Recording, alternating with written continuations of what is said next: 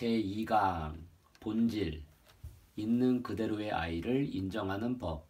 이승욱 정신분석클리닉 니프타의 숲 대표 공공상담소 소장. 강연을 시작하면서 주제를 다시 주의 깊게 보았습니다. 오늘의 주제가 공교육과 사교육, 가정과 외도입니다. 이 단어들의 연관성을 짚어보니 무언가 감이 올 것입니다. 외도를 하는 여성들이 제게 고민을 털어놓는 메일을 보냅니다. 그런데 이런 사람들의 이야기를 들어보면 한결같이 이혼을 고려하지 않습니다. 그 사람을 만나고 나서 행복해졌다. 아이들에게 짜증을 덜 내게 됐다. 남편에게 더 잘하게 됐다고 합니다. 그러면서 가정은 지키고 싶다고 얘기하죠. 가정을 지키기 위해 외도를 한다니 앞뒤가 맞지 않습니다. 가정이 중요하고 가정을 지키기 위해 어떤 행동을 하는데 가정을 지킬 수 없는 행동으로 가정을 지킨다는 논리니까요. 주객이 전도된 삶이죠. 본말이 전도됐습니다. 그런데 이런 현상이 교육에서도 똑같은 방식으로 일어나고 있습니다. 많은 사람들이 공교육에서 인증받기 위해 사교육에 심혈을 기울입니다. 학교에서의 삶을 지탱하기 위해 학원에 다닙니다. 그런데 아이들은 학교에서는 잠만 자고 학원에서 반짝반짝합니다. 학원 선생님을 학교 선생님보다 더 좋아합니다. 공교육을 지키려고 하는데 공교육을 지킬 수 없는 방식으로 행동하고 있지요. 왜 많은 사람들이 사교육에 매달리고 있을까요? 공교육을 지탱하기 위해 행해지는 것이 사교육인데요. 사교육과 공교육은 어쩌면 지엽적인 문제일지 모릅니다. 사교육과 공교육을 말하기 전에 우리가 진정으로 중요하게 여겨야 할 것이 무엇인지 생각해 볼 기회가 있었으면 합니다. 그 본질을 이해한다면 사교육과 공교육의 문제도 더 쉽게 접근할 수 있을 것 같습니다. 교육을 이야기하기에 앞서 저는 이런 질문을 던져보려고 합니다. 교육의 가장 중요한 지점이라고 생각하는 질문입니다. 우리는 제대로 성장하고 있는가? 그리고 아이들은 어른으로 성장하고 있는가? 부모들이 먼저 생각해 보아야 할 일이 하나 있습니다. 스스로를 신뢰하지 못하는 부모 밑에서 자란 아이가 과연 스스로를 신뢰하는 어른으로 성장할 수 있을까요? 부모 스스로가 자신에 대한 충분한 이해도, 수용도 없어서 자신에 대해 확신하지 못하는데 그 부모를 보며 자란 아이가 어떻게 스스로에 대한 확신을 가질 수 있을지에 대한 의문이 듭니다. 그래서 한 인간으로 제대로 성장하는 것은 나와 우리 아이에게 매우 중요한 문제가 될 수밖에 없습니다. 그렇다면 우리 삶에서 가장 중요한 것은 무엇일까요? 저는 통합된 인간으로의 성장이라고 생각합니다. 요즘 화제가 되고 있는 아이의 인성 중에 정서지능이 있습니다. 정서지능이 월등할 때 아이의 전반적인 삶이 향상된다고 하죠. 하지만 아이에게 중요한 것이 정서지능만 있는 것은 아닙니다. 인지, 정서, 관계, 운동 등 모든 지능이 통합되어야 하고 아이가 자기 스스로를 책임질 수 있는 어른으로 성장하는 것이 중요합니다. 그리고 부모는 아이가 제대로 된 어른으로 성장할 수 있는 환경을 제공해야 합니다. 부모 스스로 돌아보았을 때 내면에 결핍된 것이 있으면 자식을 키우면서 다시 재성장할 수 있어야 합니다. 바로 아이와 부모가 함께 성장하는 것이지요. 주객이 전도된 삶을 살면서 본질을 외면하고 주변의 것에만 관심을 기울여서는 결코 부모든 아이든 통합된 인간으로 성장할 수 없습니다. 그래서 우리는 본질적인 것에 집중해야 합니다. 이 질문에 답하기 위해서는 아이가 필요한 환경을 제공해주고 있는지 살펴보아야 합니다. 아이를 관찰하면서 아이가 무엇을 원하는지 보아야 합니다. 이런 물음은 사교육과 공교육 시장에 똑같이 적용됩니다. 그렇다면 아이를 제대로 성장시키기 위해서 부모는 어떤 본질적인 노력들을 기울여야 할까요? 인간이 성장하기 위해 꼭 필요한 조건이 신뢰, 인정, 자율성, 근면성, 방황, 부정입니다. 키에로케고르는 인간에게 있어 죽음에 이르는 병은 절망이라고 말했습니다. 그만큼 인간이라는 존재는 희망이 없으면 이 세상을 살아가지 못합니다. 세상은 살아볼 만하다라는 희망이 있어야 하는 것이지요. 그렇다면 희망은 어떻게 생길까요? 바로 나에 대한 신뢰와 타인에 대한 신뢰가 있어야 희망이 생깁니다. 신뢰의 기초가 어디서부터 형성되는지 이해가 필요한 것 같습니다. 태초의 성장 과정부터 차근차근 살펴보도록 하겠습니다. 발달 심리학에서는 인간에게 내면의 신뢰감이 생기는 시기를 태어난 직후, 삶의 가장 최초의 시간이라고 말합니다. 태어나서부터 12개월 무렵까지라고 하는데 좀 더 구체적으로는 수유기를 말합니다. 수유기는 아이의 내면 형성에 무척 중요한 시기입니다. 왜냐하면 주 양육자의 수유 태도가 아이의 내적 신뢰감 형성에 막대한 영향을 주기 때문입니다. 그렇다면 어떤 수유 방법이 아이의 내적 신뢰감이라는 덕목을 잘 쌓을 수 있도록 돕는 것일까요? 해답은 수유 원칙에 있습니다. 보통 수유 원칙은 크게 두 가지로 나뉩니다.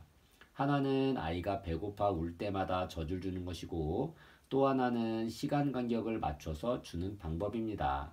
대체로 신생아의 경우 2시간 내지 2시간 30분 정도의 간격으로 젖을 주죠. 이 두 가지 방법에 대해 알아보겠습니다. 배가 고파서 신호를 보낼 때 젖을 준다면 아이들은 스스로 자기 몸의 감각을 느끼고 몸에 대한 예민성을 기를 수 있다고 합니다. 또 자기의 욕구를 드러내는 학습 효과도 생기지요. 시간 간격에 맞춰서 젖을 주는 경우 아이들의 생체 리듬이 안정적일 수 있다는 생각입니다. 그리고 수유하는 엄마 또는 주 양육자의 입장에서도 아이의 양육을 계획적이고 안정적으로 할 수 있다고 합니다. 아이의 내적 신뢰감 형성의 가장 중요한 과제인 수유의 원칙, 어떤 방법이 좋을까요? 정답은 둘 다 맞다입니다.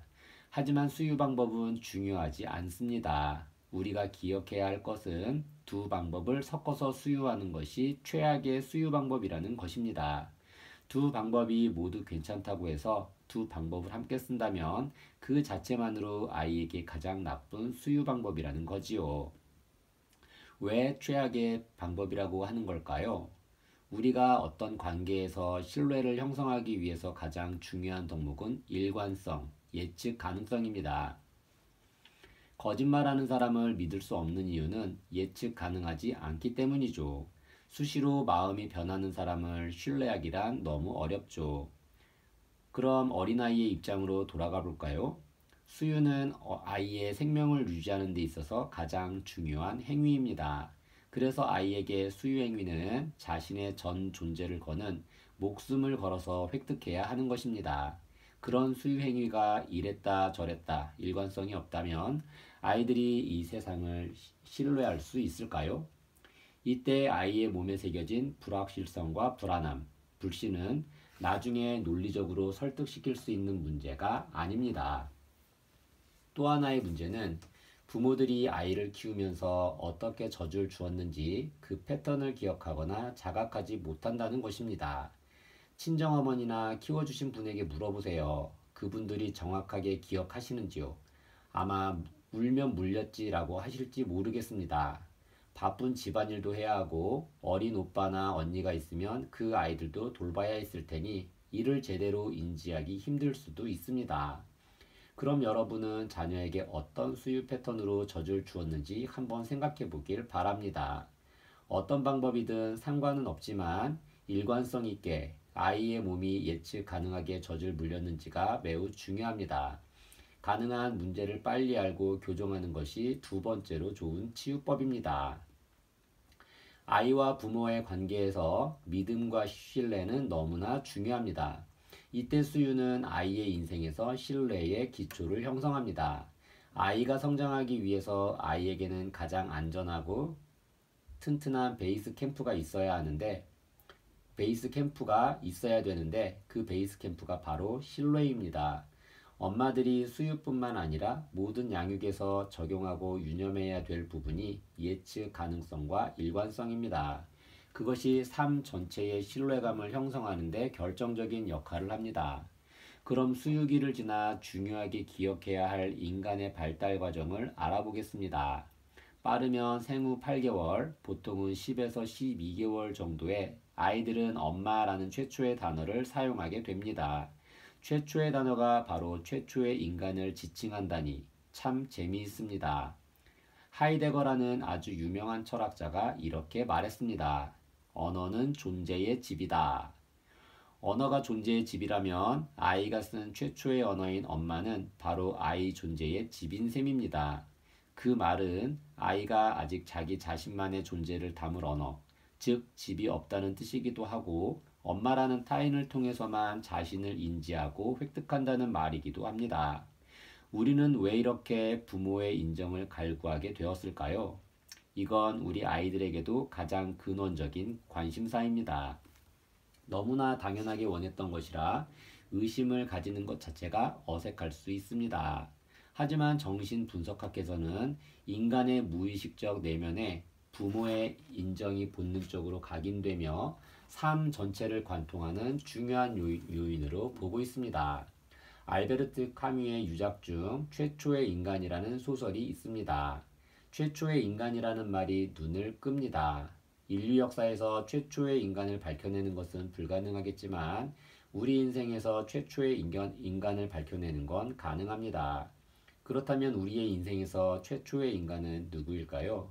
내 인생에서 만난 가장 인상적인 사람을 최초의 인간으로 정한 분도 있을 수 있겠죠. 하지만 추측컨대 내 인생 최초의 인간은 어머니라고 대답한 경우가 대부분일 겁니다. 어머니는 아이에게 세상의 모든 타자를 종합하고 대표하는 인물입니다. 이 시기에 아이에게 이모, 고모, 사촌 누나, 작은아버지 같은 개념들이 있을 거라고 생각하지는 않으실 겁니다. 모든 인간은 이 어머니 안에 다 들어가 있습니다. 이와 관련된 가장 확실한 사실을 상기시켜 드리겠습니다. 혹시 여러분 자신을 포함해서 주변에서 갓난아이가 가장 먼저 말한 단어가 나였다는 경우를 들어본 적이 있는지요? 아이들이 세상에 태어나서 몇 개월 지나면 맘마나 빠빠 같은 말들을 옹알이처럼 하게 되는데 그런 의미 없는 단어들 말고 목적 지향의 단어, 즉 대상을 지칭하거나 의사를 표현하는 말들을 사용하기 시작할 때 최초로 하는 말이 무엇이었을까요? 열의 아홉은 엄마입니다. 간혹 아빠를 먼저 한다는 아이는 있어도 나를 먼저 지칭하는 아이를 본 적은 없습니다. 우리가 자아를 형성하는 과정에서는 1인칭인 내가 아니라 2인칭인 엄마가 먼저 형성됩니다. 즉 2인칭이 더 중요한 것입니다. 자아를 쌓아가는 순서의 기층부에 자아인 내가 있고 2층에 엄마가 있는 게 아니라 기층에 타자인 엄마가 먼저 있고 2층에 자아가 생기는 겁니다. 끊임없이 자기 존재를 확인하기 위해 타자의 확인을 필요로 하는 메커니즘이 우리 내부에 처음부터 만들어졌다는 의미입니다. 이 과정에서 부모가 긍정적인 인정과 자극을 충분히 제공했다면 아이의 자아는 건강하게 형성되었을 것입니다. 그리고 이 시기에 자신이 충분하고도 건강한 존재임을 인정받았다면 아이는 성장하면서 또 어른이 되어서도 타인의 인정에 일희일비하지 않을 가능성이 많습니다. 이 시기에 인정을 위한 아이와 엄마의 가장 중요한 대화는 쳐다봄입니다. 인간은 응시에 의해 조각된다는 말을 들어보았나요? 그만큼 나를 향한 시선은 중요합니다. 시선에 담긴 온도가 건강한 자아를 결정짓는 것이지요. 나의 부모가 나를 어떤 눈빛으로 쳐다보았는지 기억하나요? 그럼 내가 아이를 어떤 눈빛으로 바라보았는지요? 내가 아이를 평소에 사랑스러운 눈빛으로 바라봤다면 아이는 스스로 사랑스러운 존재로 생각하고 만약 눈길조차 주지 않았다면 그 아이는 스스로를 없는 존재로 생각할 수 있습니다. 엄마가 진정한 애정을 담아서 다정하고 따뜻하게 아이를 쳐다보는 시간이 많을수록 아이의 자기 인정감은 건강하고 튼튼하게 형성됩니다. 엄마가 자신의 신체 언어를 통해 아이를 어떻게 대했는가는 사실 성인이 된 아이도 심지어 아이를 기른 어머니 자신도 기억하지 못합니다. 이런 응시의 기억은 의식화되지 않고 그냥 무의식적으로 몸속에 저장돼 우리 삶에 지속적으로 영향을 미칩니다. 기억할 수 없다고 해서 저장되지 않은 것은 아닙니다. 주변 사람들이 자신을 주로 어떤 시선으로 쳐다보는지 한번 눈여겨보세요. 사실 가족 간에도 상대를 따뜻하고 사랑스럽게 쳐다보는 눈길은 많지 않습니다. 부부, 연인은 또 어떤가요? 여러분은 소중한 이들과 인정의 기억으로 각인될 눈길을 주고받고 있는지요? 세상을 믿는 것은 중요합니다. 다른 사람을 신뢰하는 것도 아주 중요합니다.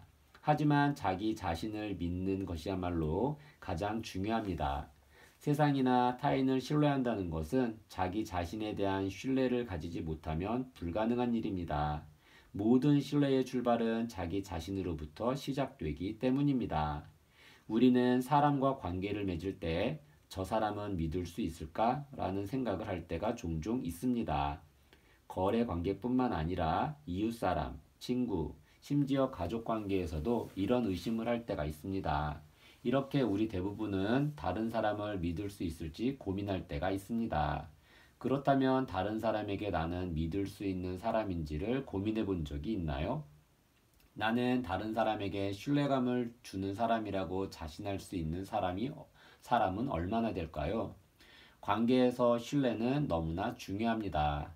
신뢰하지 못하는 관계는 관계라기보다는 게임에 가깝습니다. 예를 들어, 아직 서로의 애정에 대한 확신이 없는 연인뿐만 아니라 부부간에도 신뢰가 없으면 묘한 심리 게임을 하기 십상입니다. 이건 부모 자녀 간에도 그렇습니다. 건강하지 못한 관계의 전형이라고 할 수 있습니다. 중요한 관계일수록 신뢰가 없다면 그곳은 지옥일 가능성이 많습니다.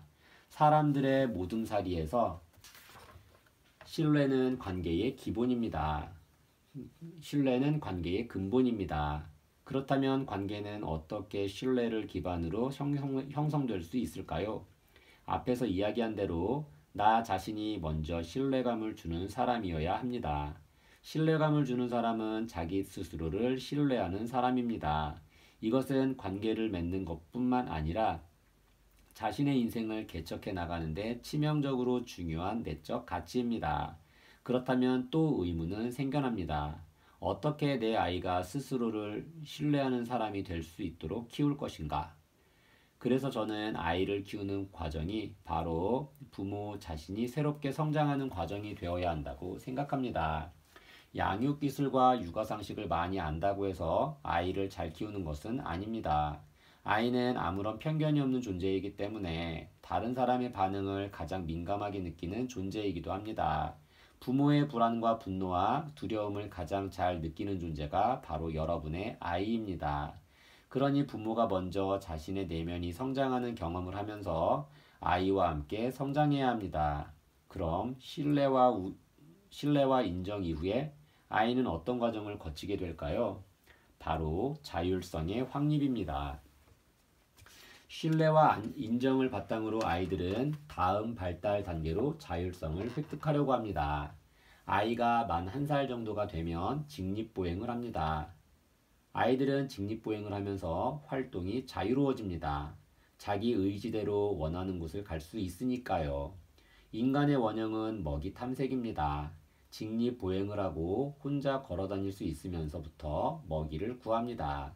이뿐만 아니라 아이에게 가장 발달된 감각기관이 미뢰입니다. 아이들은 이때 새로운 세상을 직접 보고 만져보고 느껴보면서 끊임없이 세상을 탐험합니다. 이것은 인간이 성장하기 위한 필수 조건입니다. 이때는 나에 대한 인식이 매우 뚜렷해지는 시기이기도 합니다. 아이들이 크는 걸 지켜보세요. 젖을 떼고 서서 걷기 시작하고 이런저런 물건을 자기 마음대로 가지고 놀 수 있게 되는 2, 3살 무렵이 되면 쓰는 단어 또한 바뀝니다. 내 거야, 내가 할 거야 등과 같이 1인칭 용어를 많이 씁니다. 안타깝게도 이처럼 자아의 확립이 이루어지는 시기에 아이들은 통제와 규제를 훨씬 더 많이 경험합니다. 요즘 한국 사회는 구획이 나눠진 아파트에서 통제된 삶을 살아갑니다. 또 많은 부모들이 사교육을 통해 아이를 통제합니다. 이로 인해 아이들의 자율성의 씨는 말라갑니다. 심리학자들이 인간의 가정에서 2, 3살 된 아이들에게 어떤 말을 가장 많이 하는지 조사해 봤더니 안 돼, 하지마와 같은 금지 명령어를 60에서 70%나 쓰는 것으로 나타났다고 합니다. 자율성이 가장 왕성하게 자라나야 할 시기에 금지 명령어부터 인식하게 되는 것이지요. 이 시기에 자율성의 근간이 제대로 마련되지 않으면 청소년기에 무기력해질 수밖에 없습니다. 과거에는 아이들이 싸우고 담배를 피우는 등의 일탈 행동 때문에 상담실을 찾았다면 요즘 아이들의 절반 이상은 무기력함 때문에 상담실을 찾습니다. 한참 자율성이 꽃피워야 될 2, 3살의 시기에 자율성을 체화시키지 못했기 때문입니다. 자율성의 시기가 지나 초등학교 시절이 되면 성장을 위해 어떤 것들이 필요할까요? 이 시기 아이들에게 형성되는 가장 부정적인 감정이 열등감입니다.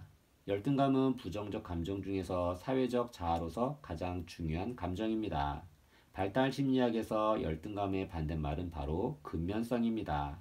이 시기에 가장 중요한 것은 과제를 잘하는 것이 아니라 과제를 다 하는 근면성인 거죠. 학령기 시절의 아이들이 열등감을 느끼지 않으려면 스스로 과제를 다 했다는 느낌을 가질 수 있어야 합니다. 부모들이 이에 대해 잘 이해하고 기억해야 합니다. 예를 들어 어떤 아이가 수학 점수를 68점 맞았습니다. 그 아이는 열심히 공부를 해서 다음 시험에 80점을 맞았습니다. 아이의 성장을 중요시하는 부모라면 아이가 최선을 다해 80점을 했다는 것에 초점을 맞춰 칭찬을 해줘야 하고 그 노력에 박수를 쳐줘야 합니다. 그러나 많은 부모들은 왜 100점을 맞지 못했지라고 아이에게 묻습니다. 100점을 맞아가면 어떤 엄마는 시험이 쉬웠나 보지? 100점 맞은 사람은 몇 명이야? 라고 물으며 바로 비교 평가가 들어갑니다. 이렇게 과제를 잘했느냐 여부에 따라 평가를 하면 아이는 부담감으로 자신의 과제를 완수하지 못하게 되고 결국 아이에게 열등감을 느끼게 만드는 것이지요. 한 명문대의 교수가 상담실을 찾아온 적이 있습니다. 상담을 온 이유는 바로 열등감 때문이었습니다. 최고의 성적만을 받아온 사람인데 왜 열등감이 생겼나 봤더니 어린 시절에 단 한 번도 엄마가 자신을 인정해주지 않았다고 합니다. 남들이 보기에는 부러워할 최상의 조건인데 어른이 되어서도 끝없는 열등감에 괴로워합니다. 너무 안타까운 일입니다. 평가와 인정은 때려야 뗄 수 없는 관계입니다. 하지만 아이는 평가해야 할 대상이 아니라 그냥 인정해야 하는 존재입니다. 평가하는 순간 아이는 위축됩니다. 아이는 평가가 자신을 결정짓고 규정해버릴까봐 두려워합니다.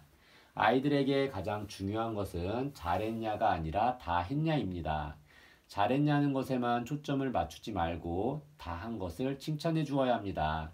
아이를 어떤 잣대에 놓고 바라보는지에 따라 아이의 행복도가 달라집니다. 다 한 것만으로도 그 아이는 충분히 바람직한 성장 과정을 거치고 있습니다. 많은 부모가 제게 고민을 토로하며 상담을 신청합니다.